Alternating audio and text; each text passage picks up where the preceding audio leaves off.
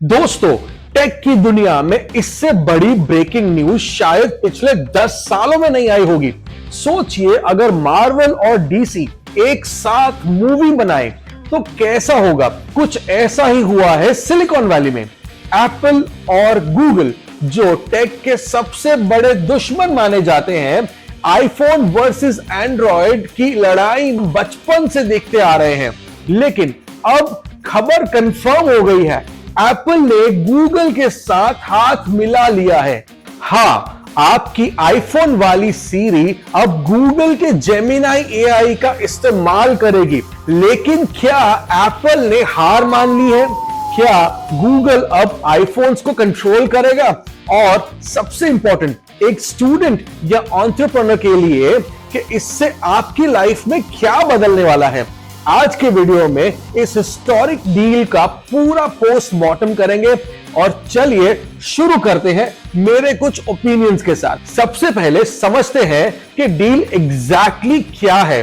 देखिए, हम सब जानते हैं कि सीरी थोड़ी सी स्लो तो है, बेसिक टास्क कर लेती है, लेकिन चैट जीपीटी के जमाने में सीरी बहुत ही पीछे रह गई है। तो कल ऑफिशियली अनाउंस हुआ कि एप्पल और गूगल की मल्टी ईयर पार्टनरशिप डील हुई है। इसका मतलब यह नहीं है कि सीरी का नाम बदल के हे गूगल हो जाने वाला है। नहीं, ऐसा नहीं होगा। लेकिन समझने वाली बात कुछ और है। तो समझने के लिए ऐसा सोचिए, सीरी गाड़ी की बॉडी है, लेकिन उसका इंजन अब गूगल जेमिनाई से पावर होगा। एप्पल अपने खुद के फाउंडेशन मॉडल्स बना रहा है, लेकिन उस इंटेलिजेंस के लिए वो गूगल जेमिनाई को यूज करेगा।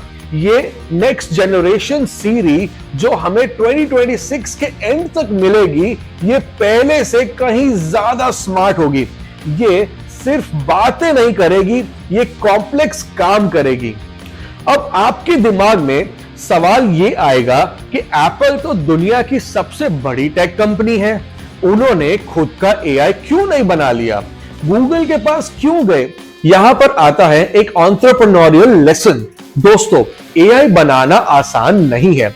इसमें हजारों करोड़ रुपए का खर्चा भी होता है और सालों का डेटा लगता है। लेकिन एक बात तो आपको माननी ही होगी कि गूगल के पास जितना डेटा है, उतना दुनिया में किसी टेक जायंट के पास नहीं है।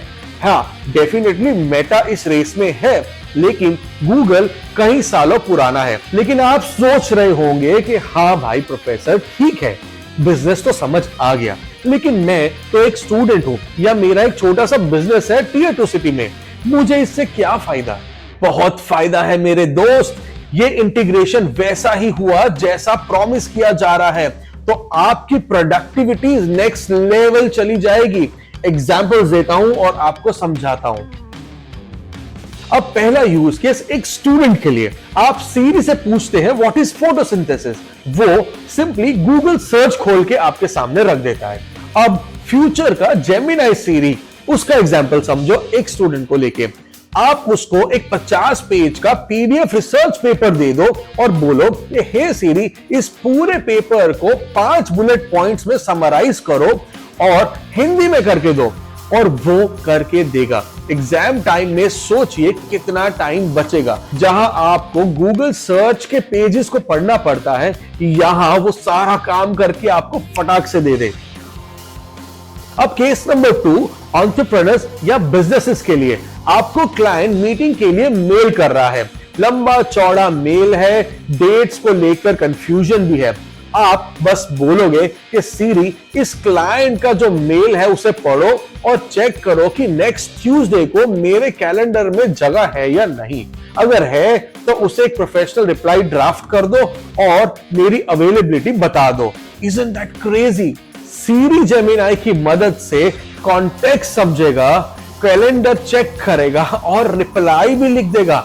आपको बस एक सेंड का बटन दबाना होगा।